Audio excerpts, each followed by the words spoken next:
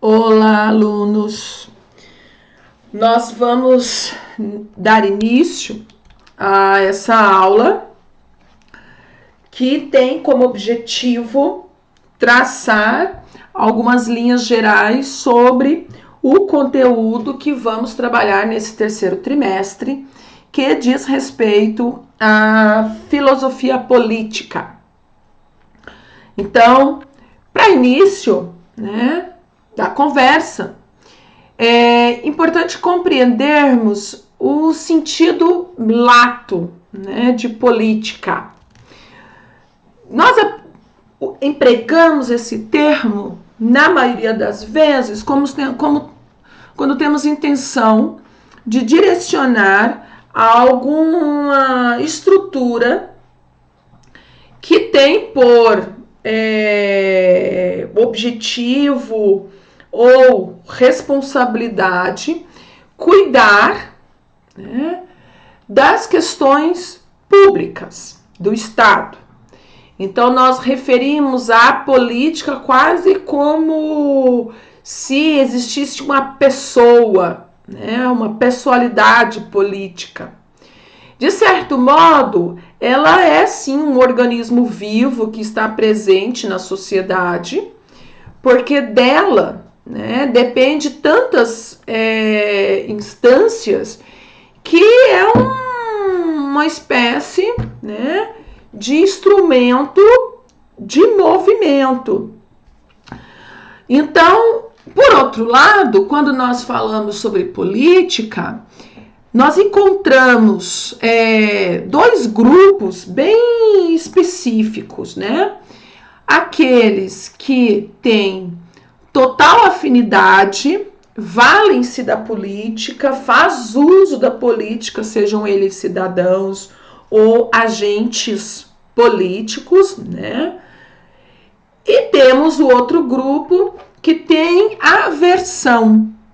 São pessoas que se definem como sujeitos que não gostam de política, que não têm interesse na política. Bom, primeiro é importante sabermos que quando se trata dessa condição da política, mesmo quando eu me defino como um sujeito que não me envolvo, vamos colocar esse envolver entre aspas, como a política, ainda assim eu sou um ser político. Então, durante essas aulas, nós vamos debruçar sobre importantes considerações a respeito da política, para que nós possamos compreender esse universo, esse leque de implicações que envolvem as questões políticas e a relação do indivíduo, do cidadão com essas questões, seja ele, o agente passivo, aquele que acredita não fazer parte e não se relacionar diretamente com as questões da polis, seja aquele mais ativo, o usar o termo no sentido positivo aqui, o ativista, aquele que engaja-se. Então, nós vamos perceber quais são as atribuições desses indivíduos no aspecto de uma cidade, de um município, de um estado, e compreender o real sentido da fundamentação política. Então, esse é o objetivo da filosofia política. Então, tudo aquilo que a gente acha que diz respeito à política, no sentido que faz com que nós tenhamos uma certa aversão, muitas vezes é obra de politicagem, ou seja, é o uso indevido do espaço espaço político. Então é importante que a gente compreenda o sentido, essa esfera, né, esse espaço no qual a filosofia política vai trazer como espaço de vida da polis, para que nós possamos, né, reconsiderar algumas das nossas posições e também desenvolver nossa criticidade para aquilo que é tão necessário a todos nós, que é da participação e da responsabilização de todos e também, né, minha, enquanto sujeito da polis, sujeito da cidade, enquanto cidadão, certo? Nessa aula de hoje a gente vai compreender, né, basicamente o sentido da política, a intenção é essa, e algumas dessas implicações. Então eu trouxe aqui um conceito que está lá no dicionário online de filosofia. Então ele traz um conceito bem simples, né, bem rasteiro. Política, o que é? Ciência, né, ou arte de governar os povos ou nações. Costuma-se dar o nome de política ou ciência política ao ramo das ciências sociais, que se trata da organização de vida do Estado. Então, por que eu digo que isso aqui é uma definição rasteira? Porque não é só isso, né? Também, por outro lado, se nós formos pensar o que é ciência, né? O que é governar, qual é o sentido de povos, certo? E qual é o sentido de Estado, o que significa vida do Estado? Nós vamos, né, desenvolvendo aqui uma série de significados que vão cada vez mais tornando, né, a discussão para um campo de sistematização. Então, é uma definição rasteira, mas ao mesmo tempo não é uma definição muito simples, né? Nunca é simples. Então, vamos começar, né, do início. Eu trouxe para nós aqui esse termo, polis, que é um termo grego, tá? E que tem uma abordagem sistemática na obra de um dos mais importantes filósofos da filosofia clássica, que é Aristóteles. Aristóteles, na sua definição de homem, ele vai apresentar o conceito, né, de social, político. Então, Aristóteles define o homem como um ser, primeiro, racional, dotado de razão, do que a razão possibilita, né? A minha capacidade deliberativa, se é uma capacidade deliberativa, é a minha capacidade de pensar. E o termo deliberativo em Aristóteles não é um pensar qualquer, é um pensar dentro de todas as possibilidades as quais eu tenho, mas escolher a melhor delas. Tá? Então, o homem é um ser racional. Quando pensado no campo da polis, o homem é um ser racional que delibera, que escolhe, que pensa, que decide sobre a melhor estratégia para atender um fim daquela comunidade. O qual Aristóteles, nós vamos desenvolver isso melhor, mas já antecipo para vocês, vai definir como um bem comum. Então, polis é uma palavra grega que significa cidade.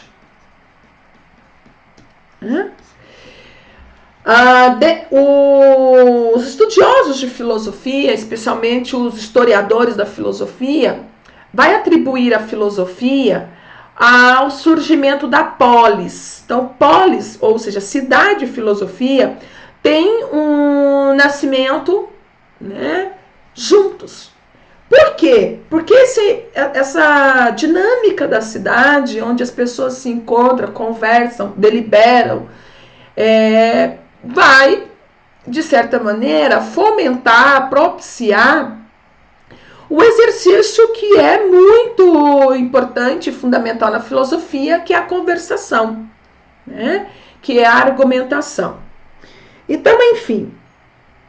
Então, a polis, que é a cidade, tá? É o quê? É a comunidade. É uma comunidade política. Então, política vem de polis. Por isso é muito difícil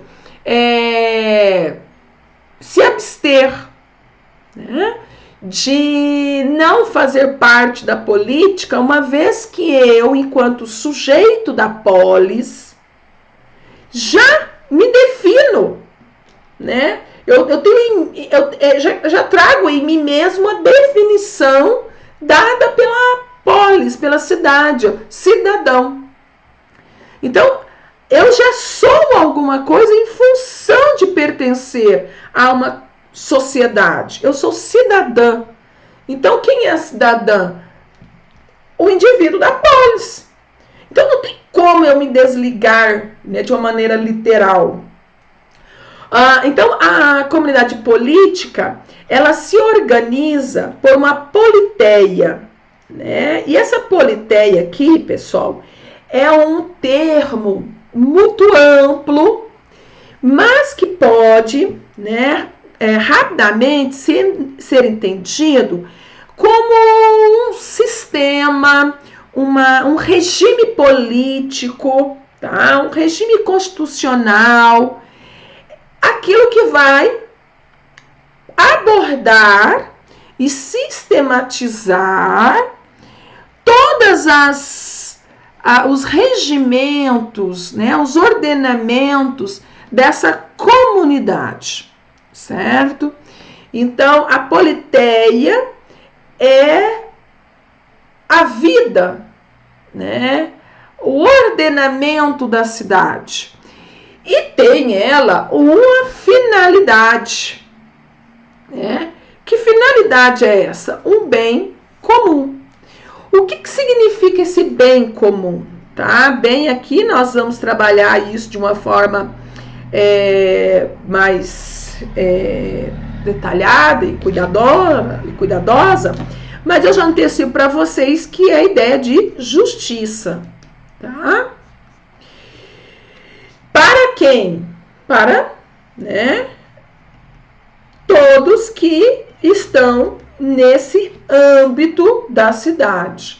Então, qual é, grosso modo, se eu perguntar para vocês, o objetivo, né, ou o porquê, né, da polis? A polis existe em uma função de produzir ou criar as condições necessárias para que seja atendida o bem comum. Essa é, né, a finalidade da cidade. Enquanto cidadão, eu faço parte disso. É também papel, né, meu contribuir significativamente para esse objetivo comum, que obviamente todo mundo que vive na cidade busca, né, em comum essa ideia, a ideia de, né, viver bem. Então a política, ela acaba sendo o quê? Né? A busca ou conhecimento, né, da comunidade, ou seja, dos indivíduos, dos sujeitos, né, de um determinado espaço, e junto com esse conhecimento também a necessidade de quê? De elevar a vida desses a um grau de excelência. Tá? Então, a política ela tem um objetivo muito claro, que não é atender às particularidades de uma comunidade. A política, né, o objetivo dela é sempre plural. Tá? É sempre coletivo. Não é de um grupo específico. Então, o olhar, né, o panorama político é sempre o todo. E qual deve ser o objetivo desse olhar? Elevar à excelência aquilo que, né, colabora ao grau de excelência, aquilo que vai colaborar significativamente para o desenvolvimento do homem, certo? Então, são preceitos de um alto grau de exigência. Por isso, a necessidade, e eu advogo a favor disso, de que os nossos cidadãos sejam bem informados na ideia dos seus direitos políticos, tanto quanto os seus deveres políticos, mas essencialmente, né, os agentes que transitam de uma forma ativa nesse espaço político, eles têm que saber, né, de uma forma relevante, qual o seu papel, qual que é a função desse espaço público, certo? Então, por que isso? Porque a política, ela vai lidar essencialmente com as relações. E que relações são essas? As relações de poder. E o que significa, né, a ideia de poder que nós podemos mensurar a partir do espectro político? E aí eu fui lá, né, trazer para nós uma citação do Norberto Bobbio, um importante jurista e também filósofo do direito, em que ele diz o seguinte, ó: em seu significado mais geral, a palavra poder designa capacidade ou possibilidade de agir, de produzir efeitos. Tá? Então, a primeira coisa, né, que nós observamos facilmente quando falamos de política, e aí é que vai vai alimentar esse grupo que eu disse para vocês lá no início da aula, um grupo que se acha pronto, engajado, ativo, e um outro grupo que tem uma certa aversão. Ambos os grupos vão trazer na pauta a questão do fazer, né? Alguns são engajados e ativos porque acreditam que é o espaço do fazer, né? De produzir efeitos. Então, é um espaço no qual eles podem agir para, enfim, produzir determinadas ações, promover determinadas ações. Então, esses são os efeitos, certo? Enquanto, para um grupo que desacredita, né, na política, ou desacredita porque não observa nenhum efeito dessas ações no sentido significativo, aquele sentido significativo, né, de excelência, da promoção do homem em sua melhor condição, ou aqueles que veem, né, um uso ou um efeito negativo, o mau uso da coisa pública, certo? Então, por isso que é importante que os agentes envolvidos, seja eu enquanto cidadã, né, que por vezes, talvez, a colaboração mais significativa seja no momento da eleição, seja os eleitos, seja o corpo, né, que trabalham, os agentes públicos que cuidam da coisa pública, todos devem ter ciência desse poder, dessa capacidade, possibilidade de produzir efeitos no âmbito da polis. Porque esse é o primeiro, eu diria, né, a primeira recomendação, tomada dessa consciência. Então, esses efeitos, né, podem ser referidos a indivíduos e a grupos humanos, como a objetos ou fenômenos naturais, certo? Então, abster, né, do cenário político é a mesma coisa de abster da possibilidade de efeitos, né, de produção de efeitos, de agir, de mudar, de promover novas configurações, de alterar a dinâmica do processo. Então, nós vamos falar durante esse trimestre de uma forma que, e todas as vezes vocês vão perceber isso, quão importante é, né, nos colocarmos de fato como agentes, como sujeitos da polis. Porque de uma maneira ou de outra, né, se nós não estamos agindo de modo a produzir efeitos, nós estamos sendo ou recebendo, né, a ação de que outros estão promovendo. Então não há, ou eu sou um corpo passivo ou eu sou um corpo ativo. Não há como se isentar dessa condição.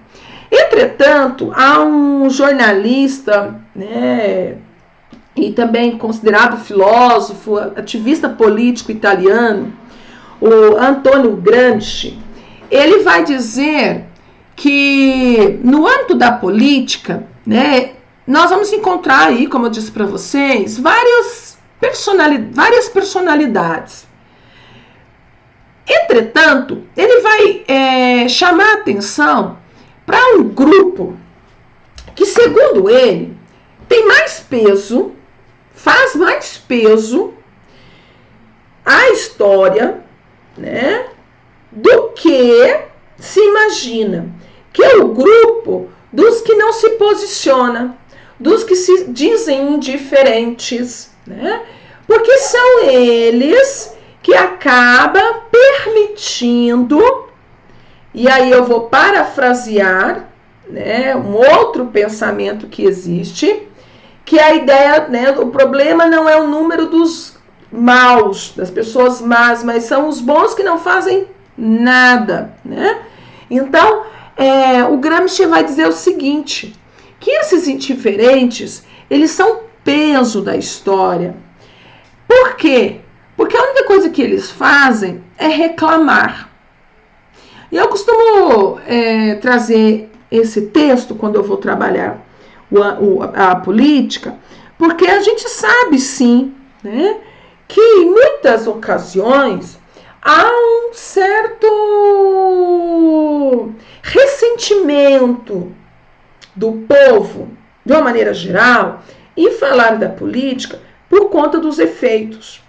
Mas pior seria se esse povo virasse as costas e não participasse para que os efeitos sejam o quê? Mudados, né? Reconfigurados. Então, só assim a gente pode mudar aquilo que a gente chama de status quo, a situação. Né? Então, vou terminar aqui trazendo para vocês um trecho desse texto do Gramsci, que vocês podem encontrar facilmente na internet, digitando, né? O texto chama Odeio os Indiferentes. Odeio os indiferentes também porque me irrita o seu choramingar de eternos inocentes.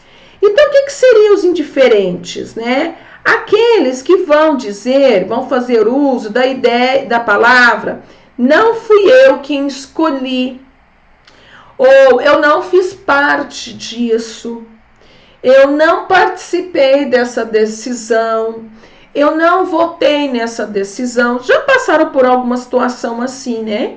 Em que um grupo de pessoas tem que tomar uma decisão, há sempre aquele indivíduo que fala assim, para mim tanto faz como tanto fez. Quem é esse sujeito? É o indiferente. Só que é o primeiro a reclamar quando alguma coisa der errado. Né? Por quê? Aí ele reclama e ele acha que ele, por fato dele não ter colaborado com a decisão, não se posicionado, é legítima a sua reclamação. Quando, na verdade, não é legítimo. Porque se ele não decide, ele concorda com o resultado. E ele também tem uma responsabilidade sobre o resultado. A gente vê isso muitas vezes nas eleições, né? Se eu abstenho de votar, eu estou passando um cheque em branco como resultado que virá. E daí eu não posso me furtar de dizer, eu não tenho nada a ver com isso, porque não fui eu quem escolhi. Bom, eu não escolhi esse, mas também não escolhi o outro. Então, onde eu estou? Eu estou no campo da indiferença. E eu estou usando de má fé, né? Porque eu estou querendo dizer que eu sou inocente, não tenho nada a ver com essa escolha.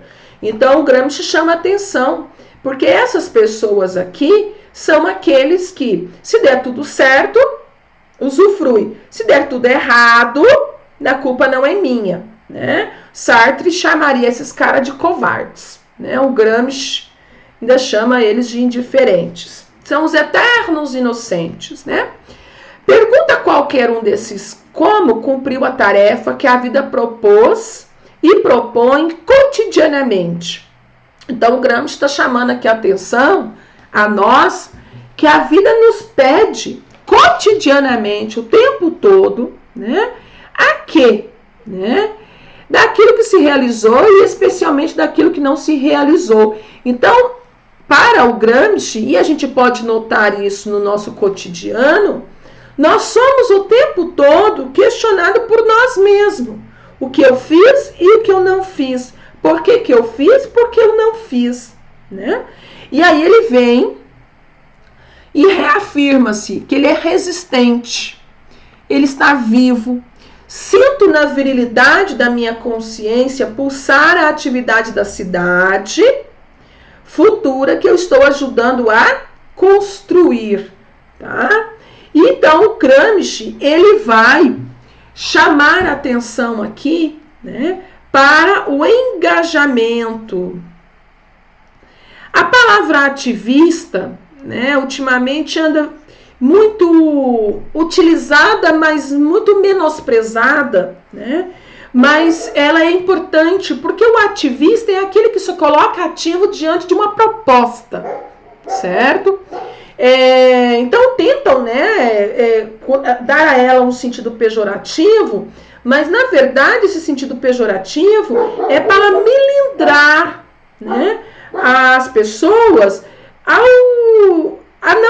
não se tornarem ativas. E quem somos nós quando não somos ativos na sociedade, na comunidade na qual nós pertencemos? Nós somos esse sujeito que quer se fazer de inocente, mas quando na verdade nós somos os culpados da situação permanente por não fazer nada. Por simplesmente, né, querer usufruir dos resultados quando esses são bons, ou, né, criticar os resultados quando eles são maus, quando na verdade nós nunca nos movemos em função de alterar ou, né, na função de agir, de deliberar e de promover efeitos, certo? Então, o Gramsci vai dizer que vive, né, ele vivo, toma o partido. O partido que ele está dizendo aqui não é o partido literalmente no sentido político, né, das siglas, PA, não sei o que, né, PB, não sei o que, não. É no sentido de ideias, né? A gente usa isso, eu não vou tomar partido nessa discussão, tipo, não vou tomar lado. Mas existe sim, sempre existe um lado. O lance de não tomar lado é o em cima do muro, né? E o em cima do muro é o sujeito que cai para o lado que melhor favorece ele. É o não autêntico, né? É o famoso bonzinho que a gente nunca sabe que ele é. É o covarde, diria o Sartre. Então, por isso, ele vai dizer, eu odeio quem não o faz. Quem não faz o quê? Quem não toma partido, não se posiciona, né? E depois ainda reclama. Por isso, odeio quem não faz, odeio os indiferentes.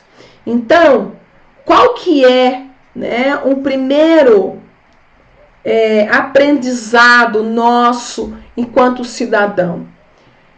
Reconhecer nosso papel na cidade, reconhecer, né, a função legisladora da administração pública, as suas atribuições e o quão significativo é todo esse conjunto, toda essa politeia na composição da nossa vida, do nosso cotidiano, dos nossos afazeres, do mais simples ao mais complexo.